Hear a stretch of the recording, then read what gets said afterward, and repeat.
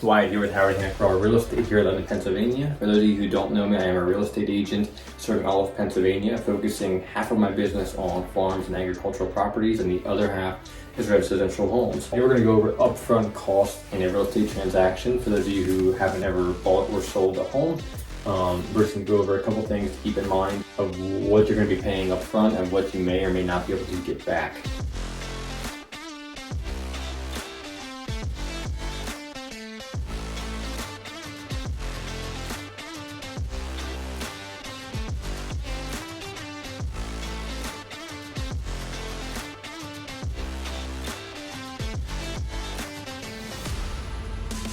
So the first thing we're going to be discussing is inspections. So you're going to go look at the property, you're going to be all excited, you got your pre-qualification paper, you're walking out, you walk the property and you love it.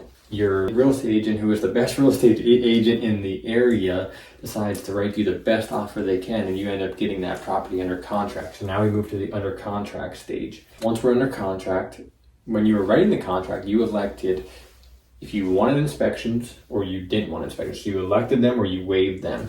A lot of people are waiving them, but that's just because of the way the market is right now. But if you elected to get inspections, and thankfully you did, because you should, but if you elected the inspections are on you as a buyer. The buyer pays for the inspections. Now, if it's a septic inspection, the seller pays for the pumping of the septic system if it's a private septic system. So the seller pays for the pumping of it, and then the buyer pays for the actual inspection. These are upfront inspections. So there's a home inspection, there is a septic inspection, a water test, radon, termite. There's a bunch of inspections you can elect if you decide to.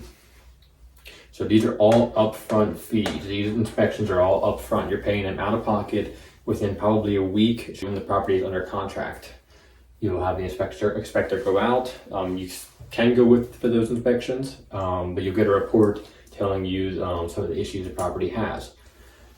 So you're going to pay those inspections up front. They vary. It's going to depend on your area.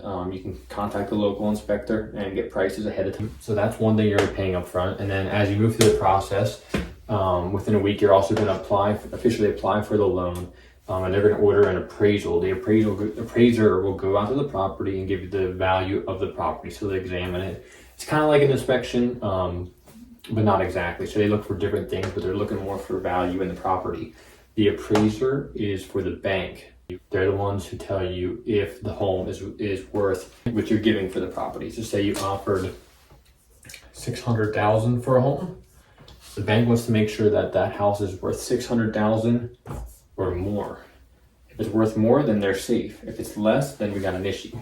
This is an upfront fee. Around here, you might see appraisal costs around $500 to $600 here in Central PA, but it's going to vary depending on where you're at and the lender you're using. So you got to talk with your lender. Whoever pre-qualified you is who you want to talk to. So these two are both upfront fees. You're not going to get these back. These are ones that are a loss. So you could lose those and not get them back. Now your escrow money, that's your good faith deposit check. So say you wrote a contract, they accepted your offer for $600,000, and you told them in 3 days, I'm going to give you $5,000 to be put in escrow. And escrow is held by the listing agent's company. This gets put into a bank as a neutral account. So at the end of the transaction, you went through and you did the inspection, you did the appraisal comes back good. The bank says, I'm giving you the loan. Here is the loan. Go to settlement and get your keys. If you have, say it's $15,000 in closing costs, these are fees. So if it's real estate agent fees, it could be lender fees, title company fees, transferring fees. It's your $15,000 of closing cost minus your $5,000 that you put in that neutral bank account, because it's still your money. At the end, if everything goes good, it's still your money.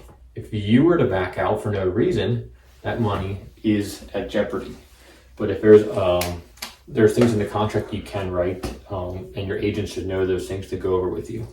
But anyways, I look forward to talking with you. Feel free to comment in the section below and subscribe to my YouTube channel. Check out my Facebook, and I look forward to talking with you guys. Have any questions, let me know.